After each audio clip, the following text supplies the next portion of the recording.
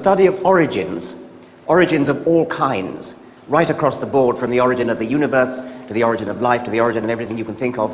What an amazingly exciting initiative to get started at a university.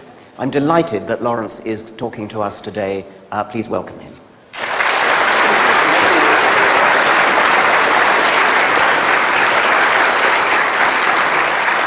Thank you. Can you hear me now? Can you hear me now? Okay, good. Thanks, Richard. Actually, let me just say that my friendship with Richard has been a unique one in many ways, but one that's caused me every time we're together to think about things slightly differently. I hope mutually, and a true pleasure and honor to be here. Richard asked me to talk about cosmology, and I originally I talked to Liz Cornwall, who was organizing this, and told her what I was going to talk about, and gave her several titles, and she thought they were too depressing, so she said, "Why don't you just make it We're All Fucked?" But I decided not to use that title. I put this quote up here. Well, I like to have quotes for when I'm being introduced, so people have something to read. But it's kind of useful, I think, because I'm going to talk about our modern picture of cosmology and how it's changed our view of the universe, the past and the future. And in some sense, how that picture is clearly remarkable, and far more remarkable than the fairy tales that are made up in most religious situations. But the key point is mystery. That's one of the things that makes science so special, I think, is that scientists love mysteries. They love not knowing. That's a key part of science. The excitement of learning about the universe. And that, again, is so different than the sterile aspect of religion, where the excitement is apparently knowing everything, although clearly knowing nothing. Now, in any case, so that's one of the reasons why I put this quote up here. But I am going to talk to you about a mystery story.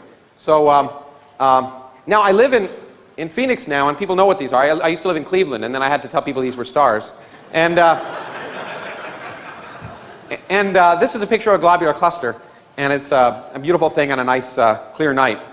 But what I want to talk to you about is how our picture has changed of the universe so much that the really important stuff in the universe is not the stars and galaxies, but the stuff you can't see, the mysterious stuff that dominates nature. Okay, so it's a mystery story, so let's begin.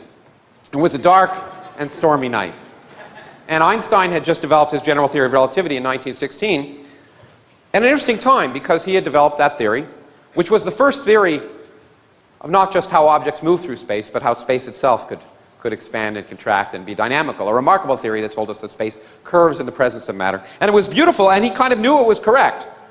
But at the time, it disagreed with observation, which used to bother physicists in the old days. And the observation was that the universe was static and eternal. That was the conventional wisdom in science at the time, that the universe had been around forever and would be around forever.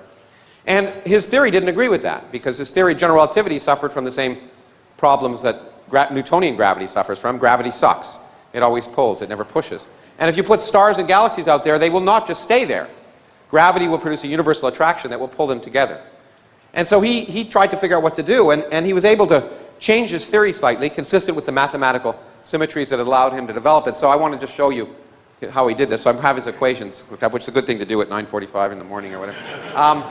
But I do have them in a user-friendly fashion here. Okay. This is for the biologists. No, I'm just joking.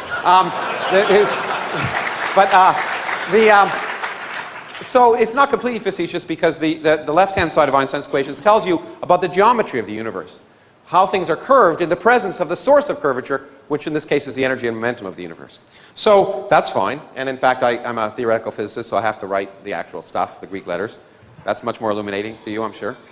So this was the theory that didn't work, that explained the universe we didn't live in, or so he thought. And so he was able to change it a little bit by adding an extra term to the left-hand side, which he called the cosmological term. This term on the left-hand side would produce a small repulsive force throughout empty space, so small that it wouldn't affect the Newton's laws, which of course describe beautifully, or developed, in fact, to describe the motion of the planets around the sun, and you wouldn't want to destroy that. So small you'd never measure it in the solar system, but it could build up on the scale of galaxies and hold galaxies apart. And so that's how he thought he'd save his theory. Now, shortly after he introduced this term, it became clear that it was a problem. And in fact, Here's a postcard I got when I was on leave once in Switzerland, in Zurich, and it's from Einstein to Hermann Weyl, who's a very famous mathematical physicist. And it's in German, and some of your German is better than mine, but this basically says, it's already 1923, and he's already saying, if you get rid of a quasi-static universe, then out with the cosmological constant. Because he realized that if the universe is really expanding, which is what we now know, and I'll talk to you about how we know that, then you don't need a cosmological constant anymore. If the universe is expanding, gravity can be universally attractive and just slow the expansion. And the big question of 20th century cosmology became, is there enough gravity to stop the expansion? How will the universe end? Will it end with a bang or a whimper? Will it end with a big crunch, the reverse of the Big Bang, or will it expand forever? In fact, and that's the reason why I, as a particle physicist, got involved in cosmology, because I wanted to be the first person to know how the universe would end. It seemed like a good idea. And you'll see where that came from. But anyway, so in 1923, Einstein said, you know, I wish I hadn't put it in, and threw it out, but it was really not 1923, but 1929, when we really knew the universe was expanding. And this is the person who convinced us. This is someone, and I always say this, so some of you may have heard me say this before, but it's true. This guy always gives me faith in humanity. This is Edwin Hubble. And he began life as a lawyer and became an astronomer. And so there is hope. And he made many discoveries, and I think because I'm a little short of time, I won't talk about the biggest, one of the ones he made, but the biggest one he made, of course, was the discovery that the universe is in fact expanding, and it changed everything. And this is what he discovered. Now, these are not sperm, these are galaxies. These are, again for the biologists. So our galaxy is here, and when we look out, we see what he discovered was that all other galaxies are moving away from us on average. And those that are twice as far away are moving twice as fast. Those that are 3 times as far away are moving 3 times as fast, etc. And so, and we codify this saying velocity is proportional to distance. And now, what does this tell you? Okay. Well, it obviously tells you we are the center of the universe. Okay. And actually, it doesn't. And in fact, my wife reminds me of that on a daily basis. And what it really means is that the universe is expanding uniformly in all directions. Now, why does this ridiculous observation that where everything is moving away from us tell us that? And I've spent a lot of time trying to think of different ways to explain this, none of which have been particularly satisfactory, but I think the only way to understand it is to get outside the universe. We're in California, it's easy to do that here, but let me do it this way. Here's a universe that's two-dimensional, and that you can stand outside of. And here's, I've put the galaxies at nice uniform distances here, and again here, and you can see at a later time the universe is bigger. The galaxies are a little bit further apart. So if you were standing outside of that universe, it'd be obvious that it was expanding uniformly in all directions. Now, what would you see if you were on that universe? Well, just pick a galaxy, any galaxy, and the way we can figure out what you'd see from that galaxy is to superimpose this image on top of this one, placing this galaxy on top of itself. Okay, what do you see? You see precisely what Hubble saw. Every galaxy is moving away from this galaxy. Those that are twice as far away have moved twice the distance in the same time. Those that are 3 times as far away have moved 3 times the distance. And it doesn't matter which galaxy you're on. Everywhere you see the same thing. Everywhere you think you're the center of the universe. So depending upon your mood, either every place is the center of the universe or no place is the center of the universe. It doesn't matter. The universe is expanding. And that really did change everything. And by the way, it had profound religious implications, at least. As some of you may know, that in response to this and other things, the Pope at the time gave an encyclical that science had proved Genesis. And the interesting person, the first person to actually show there had to be a Big Bang, was a Belgian priest who was also a physicist named Georges Lemaitre. And the really interesting thing about Lemaitre is when the Pope said that, Lemaitre wrote him a letter and said, "Stop saying that." Just really amazing for a priest, because he said this is a scientific theory. You can take it if you believe in God and believe in Genesis to validate your beliefs. But you can also take it to mean that, in fact, the laws of physics take us right back to the beginning of time without God. What you take from it depends upon your religious and metaphysical beliefs, but whatever you say, the Big Bang happened. And I think that's if we could just convince a lot of people of just that simple thing, that the universe is the way it is, whether we like it or not, I think we'd overcome a lot of problems in this country, and I have to waste far too much time on that. But anyway, okay, but this is a science talk, although I'll throw in little bits of commentary throughout, I suppose. How do we know the universe is expanding? It's such an important thing, I want to spend a few minutes on that.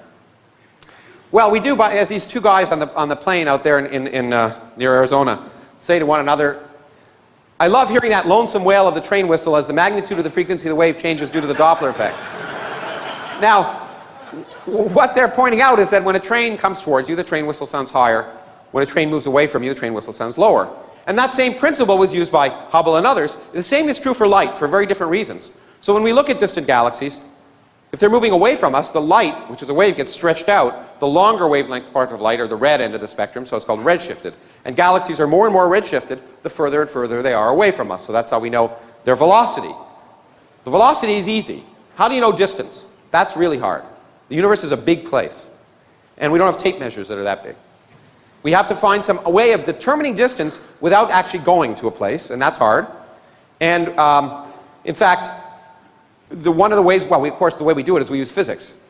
We could determine the distance to the back of the room if I turned out all the lights and only one light was on and I knew it had a 100-watt light bulb by having an old-fashioned camera, which none of us have anymore, that had a light meter on it. And if there were 100 watts there and I was receiving 1 watt of light here, I know how that light spreads out as 1 over the square of distance. And so I could determine by how much wattage I was receiving here, knowing the wattage of that light bulb, how far away it was. Okay? This undergraduate or high school physics exercise. The problem is the universe isn't full of 100-watt light bulbs. If it was, life would be easier. So we have to try and find the equivalent. We have to try and find what's called a standard candle. Something whose intrinsic brightness we understand, and therefore when we look at it through a telescope, we see how bright it appears through the telescope, and we work backwards to figure out how far it is. That's the hard part. That's why it's been so hard to determine the rate of expansion of the universe, because it's hard to find standard candles. This is Hubble's original data from 1929. And this is one of the reasons he was such a great scientist, because he knew to draw a straight line through this data set, which itself is already not so clear. It's not obviously the right answer. But what he found was, in fact, that velocity is proportional to distance. Okay? And the great thing is he got the answer wrong by a factor of 10, which was an embarrassment at the time. Again, I'll throw a little commentary in it. Because if the universe were expanding this fast, you could calculate its age, and its age would be 1.5 billion years old. That was in 1929. Now, as anyone knows, if you read any of Richard's books, you would know that, well, by 1929, we already knew the Earth was older than 1.5 billion years old. And so it was embarrassing that the universe was younger than the Earth. One of the many embarrassments in cosmology that's happened over the years. And in fact, taken by some people to once again argue that science didn't know what it was doing. But the problem was, of course, he wasn't a bad astronomer, a bad scientist. The problem was trying to measure distance, because he didn't have good standard candles. And that's, as I say, been the holy grail, if you wish, of cosmology over the last century. And we now have standard candles. Here's one. I wish there was better resolution on this projector. It's a beautiful picture from the Hubble Space Telescope of a distant galaxy, far, far away and long, long ago. And there's a whole galaxy. It's about 1 billion light years away. We're looking at it as it looked 1 billion years ago. So many of those stars no longer exist. And here's an object that's just as bright as the whole center of the galaxy. You'd think it's a star that's near in our galaxy that just got caught in the picture frame. It's not. It's a star on the edge of that galaxy that has exploded. And exploding stars shine with a brightness of 10 billion stars. They're the brightest fireworks in the universe, supernovae.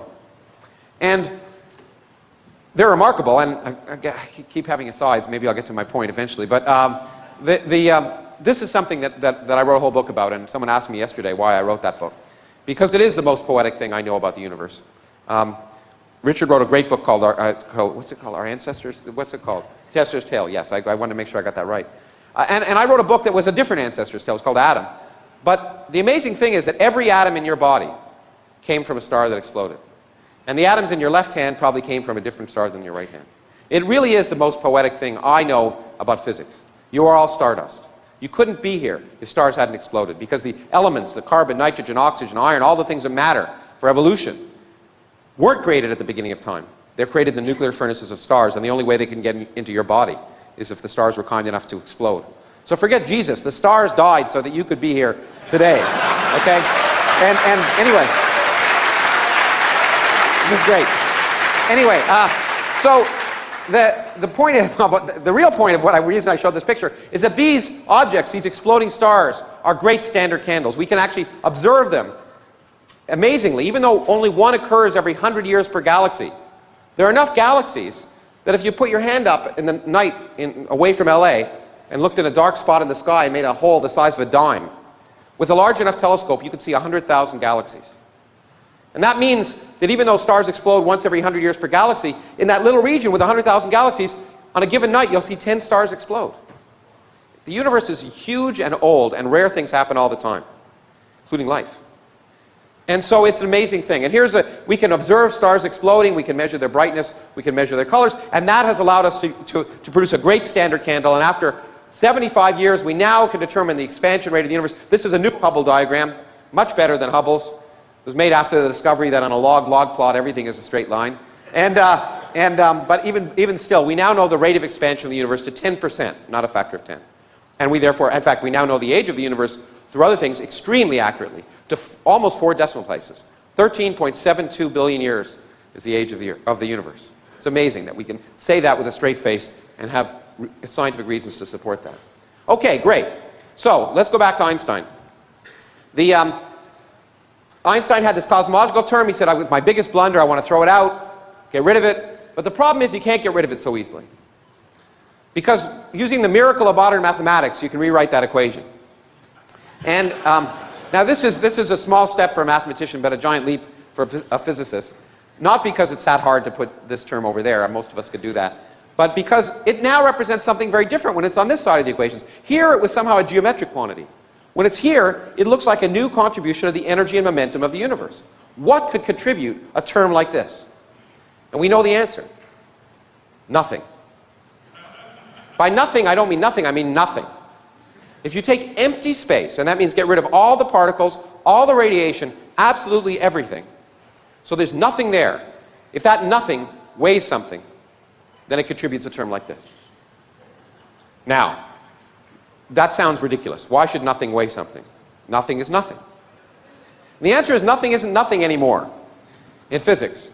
Because of the laws of quantum mechanics and special relativity, on extremely small scales, nothing is really a boiling, bubbling brew of virtual particles that are popping in and out of existence in a time scale so short you can't see them.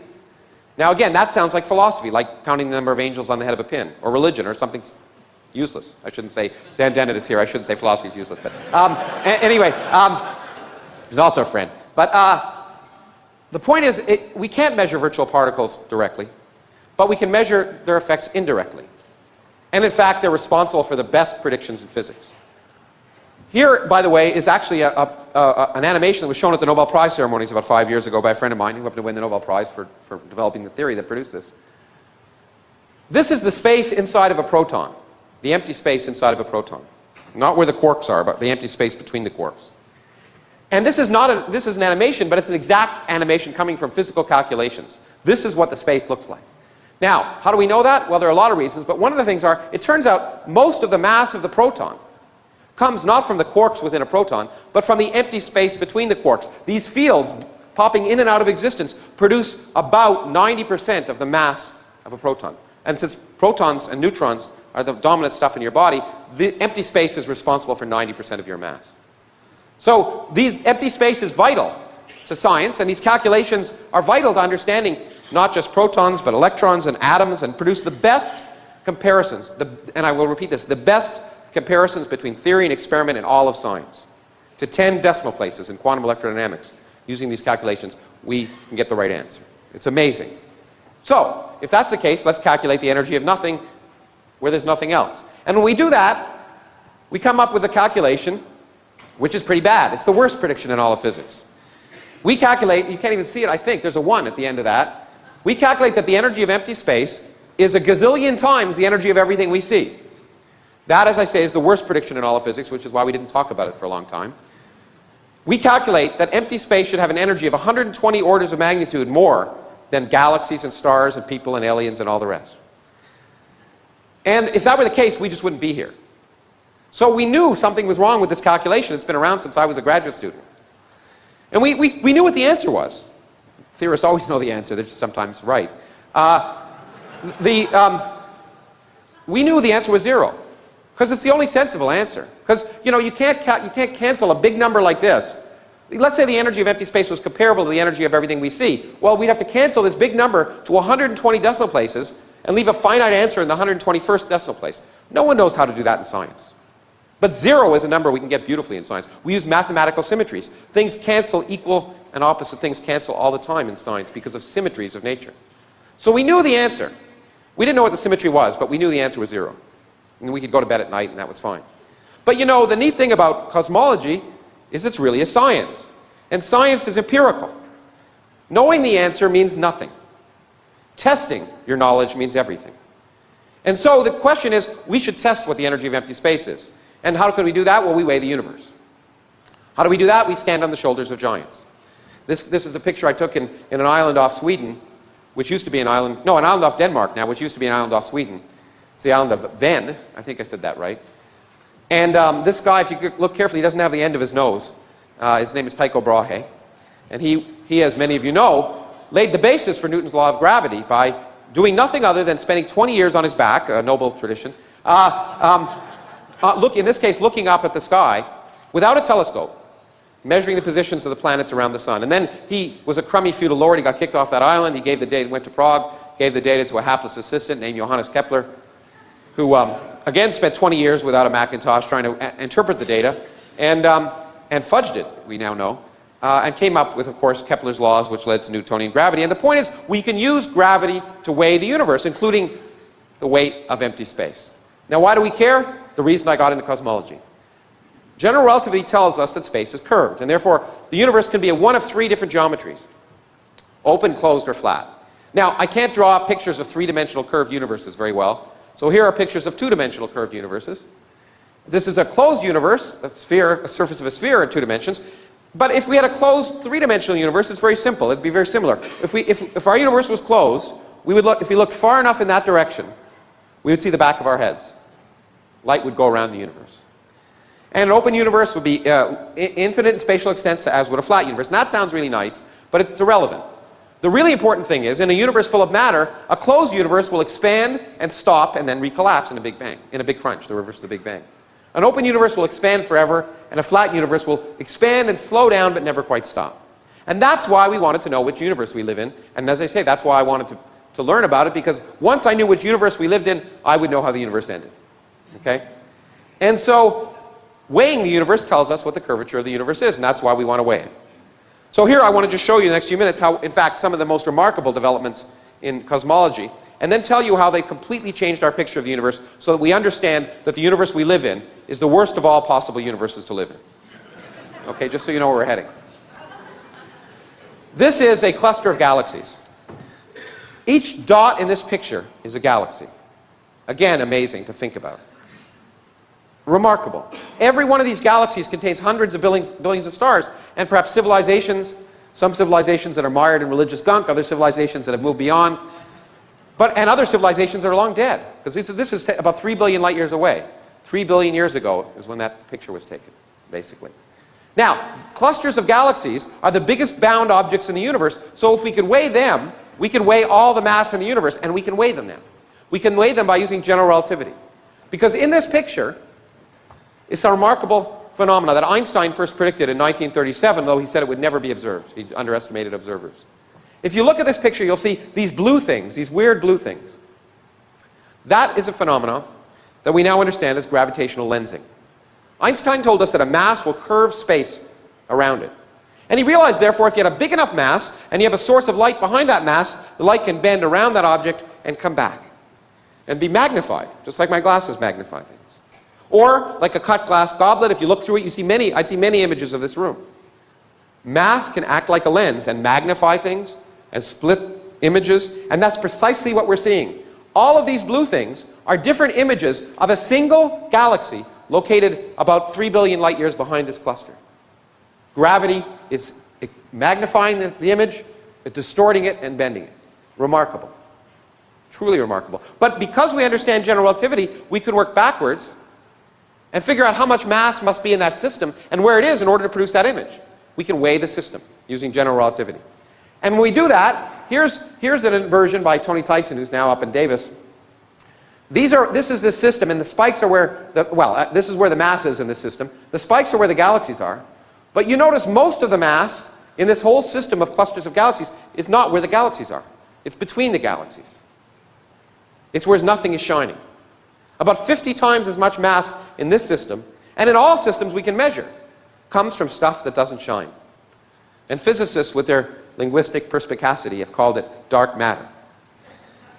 And we now understand that 90% of the mass of galaxies and clusters, including our own Milky Way galaxy, is made of stuff that doesn't shine And that isn't maybe that exciting because there's lots of things that don't shine. You don't shine if I turn the lights out. Well, those of you from Los Alamos might, but the rest of you don't. But so it could be snowballs or planets or boring stuff, but it can't be. Because for reasons I don't have time to explain, we know how many protons and neutrons there are in the universe. We can actually measure that. And there aren't enough to make up all this dark matter. So we are pretty convinced that that dark matter is a new type of elementary particle. Something that doesn't normally exist on Earth. And the great thing about that is that means the dark matter isn't just out there, it's in this room. As you doze off, it's early in the morning during this lecture.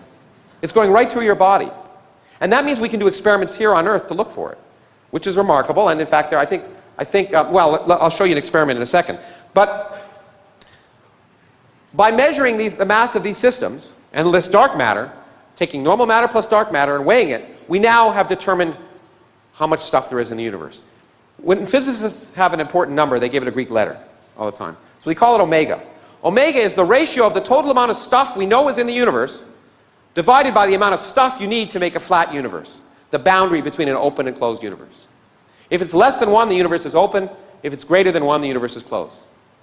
And we have now measured unambiguously that there's only 30% of the amount of material in the universe, including dark matter, to make the universe flat. Okay, we'll come back to that in a second, but I just want to show you that we actually do things in physics. This is an experiment to look for dark matter. It's a boule of germanium. And there are experiments like this all around the world, in mines, deep underground, because you want to shield out cosmic rays, because there are lots of them going through your body right now. You want to only see the dark matter, and the dark matter particles on average will go right through the Earth, we think, because they don't interact strongly. And most of the time right through this detector, but every now and then one of them will bounce off an atom, the nucleus of an atom of germanium. Heating, and the first thing we do is we cool this thing down to 1/1000th of a degree above absolute zero, which can easily be done nowadays.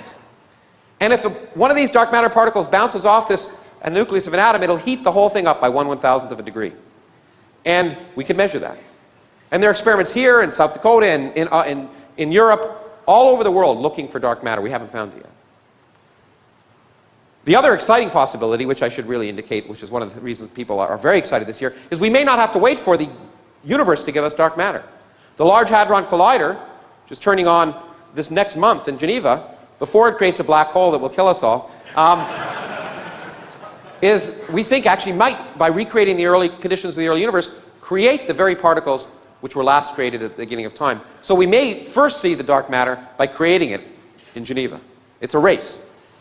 Okay, but to go back to this number here, this is a real problematic number. We now know the universe has only 1/3 the amount of matter to make it flat. The problem is that theorists like me knew the answer. The universe must be flat. Why?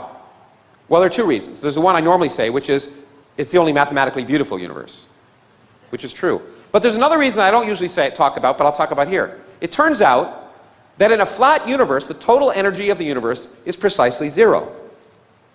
Because gravity can have negative energy. So the negative energy of gravity balances out the positive energy of matter. What's so beautiful about a universe with total energy zero? Well, only such a universe can begin from nothing. And that is remarkable. Because the laws of physics allow a universe to begin from nothing. You don't need a deity. You have nothing, zero total energy, and quantum fluctuations can produce a universe. So if the universe isn't flat, we're worried, because then you've got energy at the very beginning of time.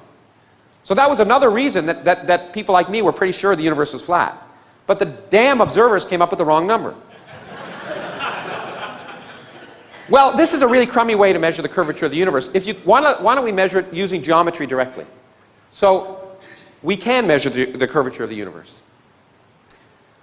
And to do that, I want to ask you, how would you measure the curvature of the Earth if you couldn't go outside the Earth and see it from a satellite, or you couldn't go around it?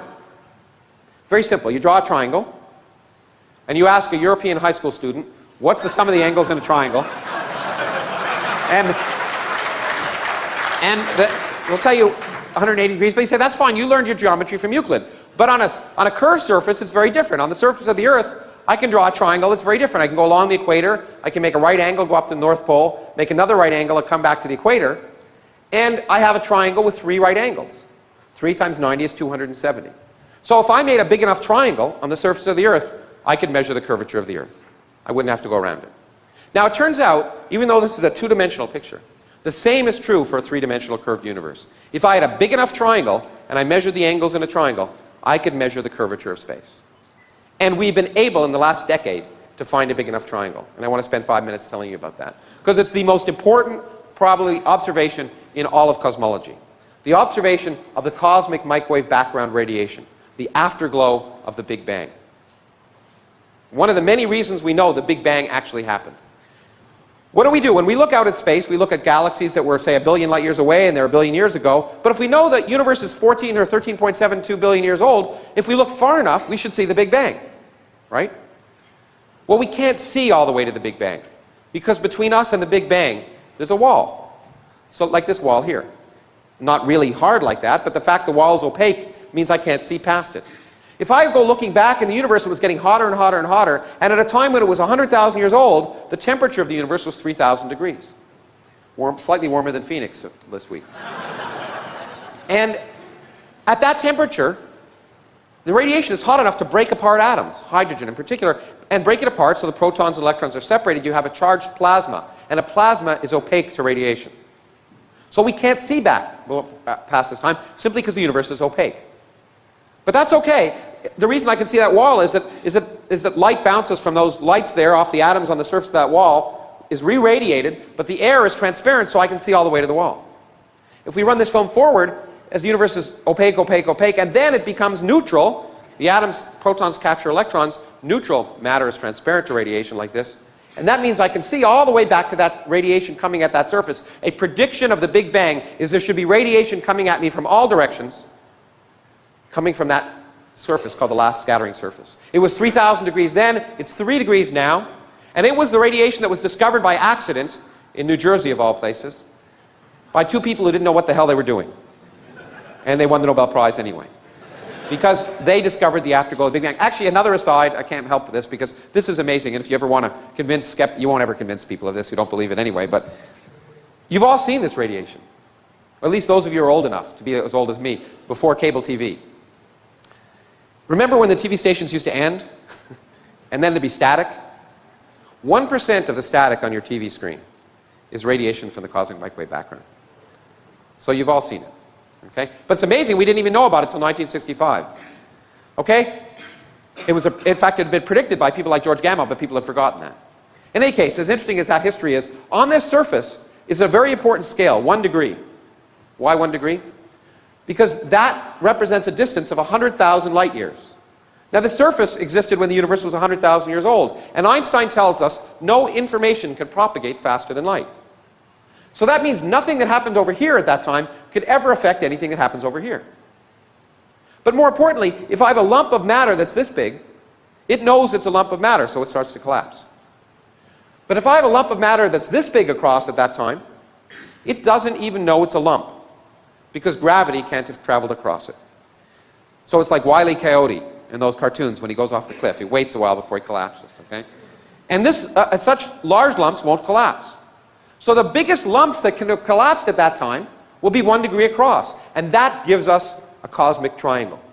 Because we have a ruler that's 100,000 light years across, the size of the largest lumps, a known distance away from us, and in a flat universe, light rays travel in straight lines, and we can calculate the angle on our eye subtended by a 100,000 light year across ruler at that distance. It's 1 degree. In an open universe, light rays diverge as you go back in time, and the whole thing might be ½ a degree. The ruler will look smaller. In a closed universe, light rays converge as you go back in time, the ruler will look bigger. So we just have to look at that microwave surface, try and measure the lumps, and see are they 1 degree, ½ a degree, or 2 degrees. We've been able to do that in the last decade. This was the first experiment that did it. It was called the boomerang experiment in Antarctica. It was a balloon, took this microwave radiometer above the Earth's surface to look at this radiation, take a picture of it, and this balloon went around the world, which is easy to do in Antarctica, okay? And it took a picture. It really is in the South Pole. You just do this. But anyway, and this is the image. Well, this is a false color image of that. I put it, superimposed it on the original image. This is the image of the microwave background, the hot spots and cold spots in the microwave background. And these are the lumps in the early universe. And the question is, how big are they? And here's a different false color image of the same region. And we can compare this with universes we create on computers. Here's a closed universe where the lumps are bigger. They should be this big across. If they're 100,000 light years across, they should look that big. Well, that's bigger than these lumps. Here's an open universe, and you can't see the resolution of the screen isn't that good, but the average size lump is about that big.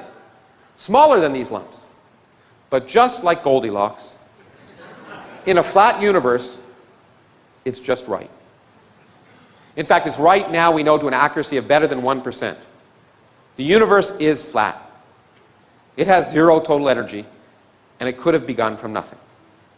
And I've written a piece, although of course I got a lot of hate mail, saying that in my mind this answers this crazy question that religious people always keep throwing out, which is, why is there something rather than nothing?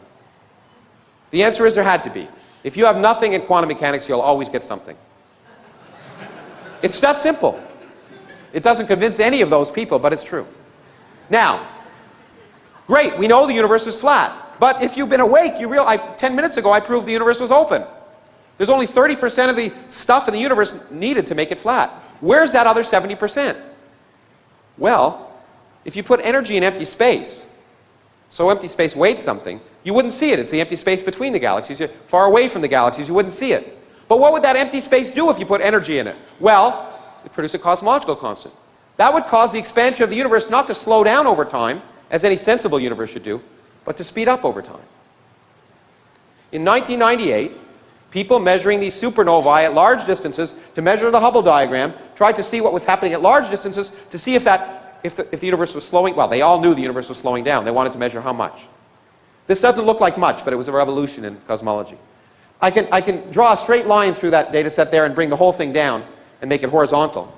And if the universe was slowing down, these distant supernovae should have followed this curve. Much to the surprise of the observers, the supernovae lay above the straight line. And the only way to explain this, well, there's two ways. Either the data is wrong, which it usually is, or the universe is accelerating, speeding up. And if just for fun one believed it was speeding up and asked how much energy would you have to put in empty space to make it speed up by the amount we measure it, it's exactly the amount we are missing. Everything holds together. Our new picture of cosmology is that we live in a universe dominated by nothing. The largest energy in the universe, 70% of the energy in the universe, resides in empty space. And we don't have the slightest idea why it's there. Now, that's what I just said. Let me also put an aside before I get on to the rest in the last 5 minutes of the talk. This completes, in some sense, the ultimate Copernican principle. Copernicus told us we didn't live in any place special. We now know two things. Well, one thing. I'll tell you the second one in a second. This tells us that we are more insignificant than we ever imagined. If you take the universe, everything we see, stars and galaxies and clusters, everything we see, if you get rid of it, the universe is essentially the same.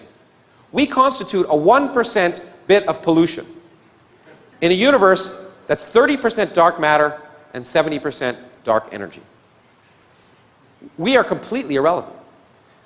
Why such a universe in which we're so irrelevant would be made for us is beyond me. Okay, good. I want a little bit of applause. Now we can go back to the science. What I really want to spend in the last few minutes is telling you is how it's changed our picture of the future. In science and the picture of the universe. It has changed our picture of the future completely. And I'm going to rush through this, so let me give you the short answer first. Kurt Vonnegut is claimed as having said this at a private girls' school when he gave a commencement address. I've given 2 commencement addresses, and I've never had the guts to say it, but I'd love to. He said, things are going to get unimaginably worse, and they're never, ever going to get better again. This was before the Bush administration, too, in fact. But that's our understanding of the universe. I want to tell you about it briefly. I want to tell you about a few things that you'll hear about, and some of the things that creationists and intelligent design people promote as arguing somehow that there's design in the universe. This is one of them, and I want to explain to you why it has nothing to do with design. It is weird and strange that we live in a universe that looks like we do, because this is a brief history of time. This is the density of matter as the universe expands. It goes down as 1 over the volume. But it turns out the energy density of empty space remains constant as the universe expands. And we live today, right here, when the energy density of empty space is 3 times bigger than the energy density of matter. But when you look at this has driven physicists crazy. Because this is the only time in the history of the universe when these two numbers are about the same.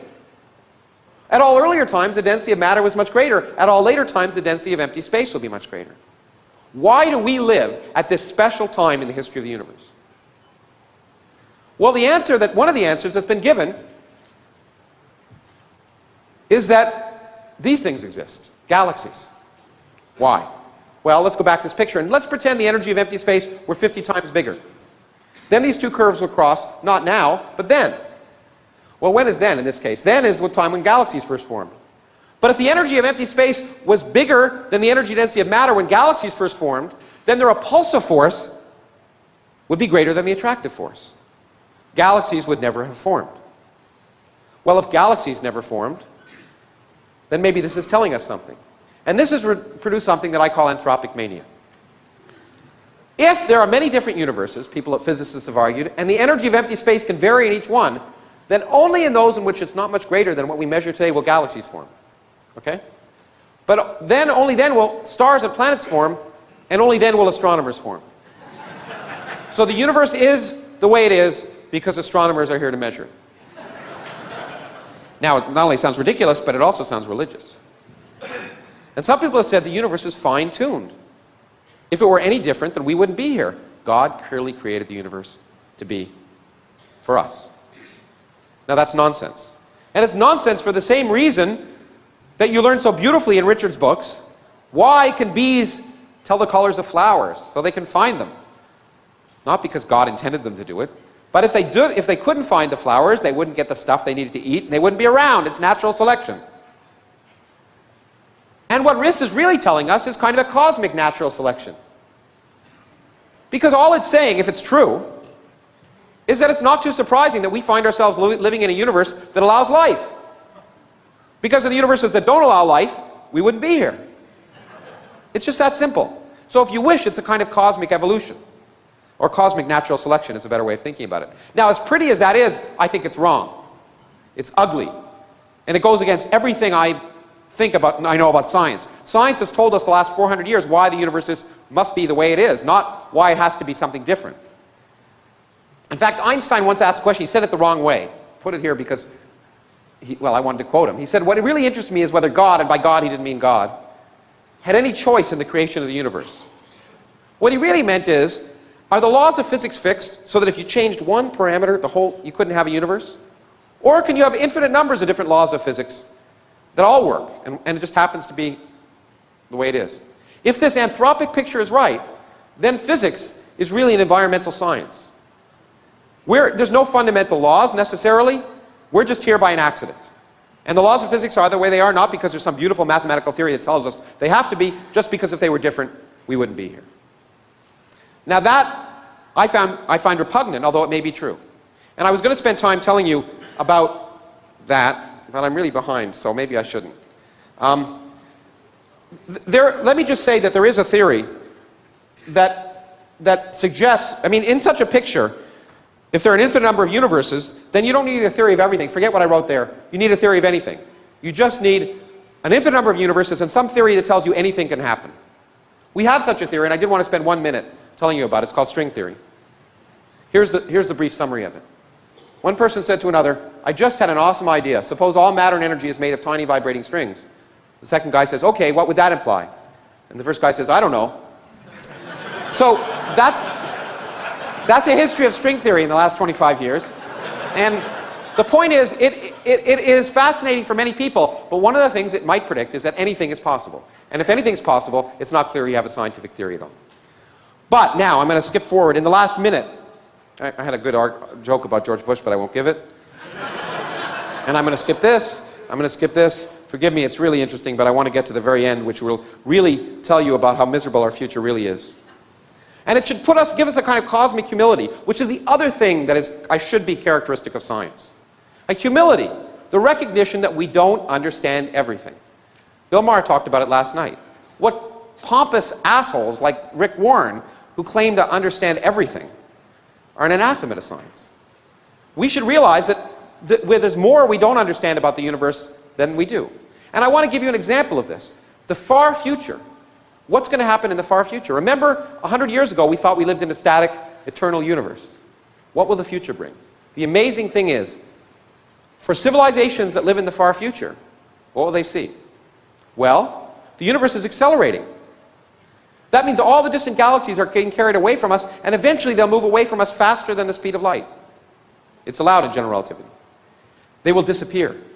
The longer we wait, the less we will see. In 100 billion years, any observers evolving on stars around our, and there will be stars just like our sun in 100 billion years, any observers on civilizations evolving around those stars will see nothing except for our galaxy, which is exactly the picture they had in 1915. All evidence of the Hubble expansion will disappear. Why? Because we won't see the other galaxies moving apart from us. So they will have no evidence, in fact, of the Big Bang. They won't see the Hubble expansion. They won't even know about dark energy, and I won't go into that. They won't know about the cosmic microwave background. It will disappear too. It will redshift away, and it turns out, for fancy reasons, there's a plasma in our galaxy, and when the universe is 50 times its present age, the microwave background won't be able to propagate in our galaxy. All evidence of the Big Bang will have disappeared. And those scientists will discover quantum mechanics, discover relativity, discover evolution, discover all the basic principles of science that we understand today, use the best observations they can do with the best telescopes they will build, and they will derive a picture of the universe which is completely wrong. They will derive a picture of the universe as being one galaxy surrounded by empty space that's static and eternal. Falsifiable science will produce the wrong answer. In fact, I want to end with the good news. We live in a very special time. The only time we can observationally verify that we live in a very special time. Okay, it's clear I'm clear I'm being facetious. What it really should tell us is we've discovered this crazy picture of the universe that we don't understand at all. It all holds together.